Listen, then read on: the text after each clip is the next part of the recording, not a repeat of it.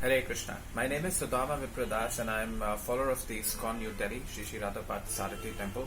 In context to what has recently happened on national media, I see that many people in days to come would be very apprehensive over the fact whether they should come to Iskcon or whether they should not come to Iskcon, whether we are genuine or we are not genuine. I understand through parents there are many allegations that has been imposed upon us, and we, through different methods, videos, speakers, are trying to clarify.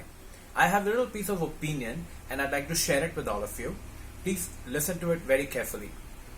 Iskcon is not a movement that brainwashes people. I know many are talking about it, but we are a movement which respects people and their individuality. We have a philosophy, and in that philosophy there are 4 spiritual orders of life. One could be bhramchari, which is the renounced order of life. The other is grihastha.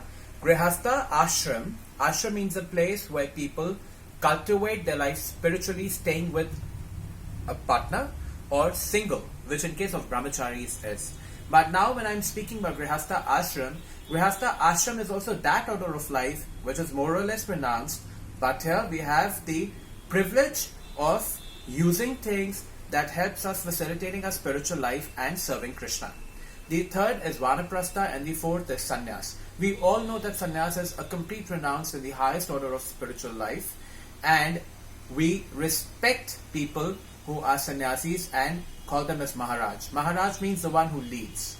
Now coming back to what I really wanted to share with you all today was that at Iskcon, irrespective of who you are, you could be a student aspiring for higher life, you could be a professional in a relationship with your wife, you could be anyone, irrespective of whatever order or whatever faith or whatever background you come from.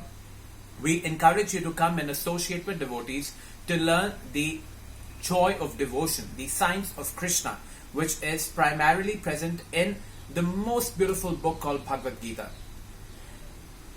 If at all you're at the temple and you feel that there's anyone who's trying to put a lot of pressure and stress on you, saying that you need to become a brahmachari, you have all the rights to escalate this matter to the temple higher management authorities.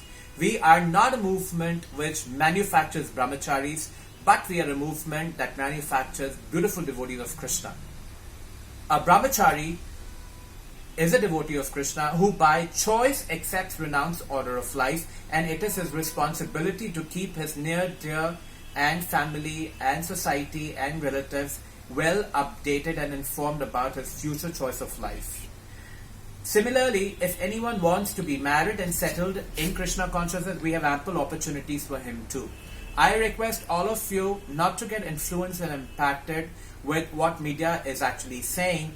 Instead, look at Krishna consciousness very beautifully with an open-minded attitude and approach devotees and seek their guidance. And if at all you feel that somewhere they are not able to help you or they have conservative views about ashrams, you can always approach the temple senior leadership and can accept their guidance. Please do not block yourself from coming to the temples or talking to devotees or reading Krishna conscious literature, because it's a beautiful way of life. My purpose behind putting this video on this channel is basically I have been getting many messages, calls from all over the world where people are asking me questions on what has recently happened on national media.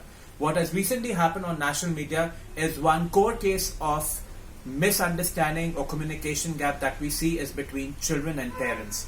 But I have been a devotee of Iskcon for almost a decade, and I have been professionally employed, and at the same time you can see behind me there are certain goods that are hanging here. I am at my shop right now and I am professionally working also, and I encourage everyone, in case you have career aspirations to pursue, you may feel free to do that, but keep Krishna as the center.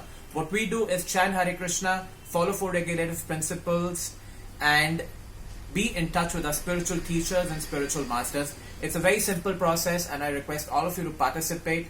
You can always feel free, reach me out via WhatsApp message or a phone call.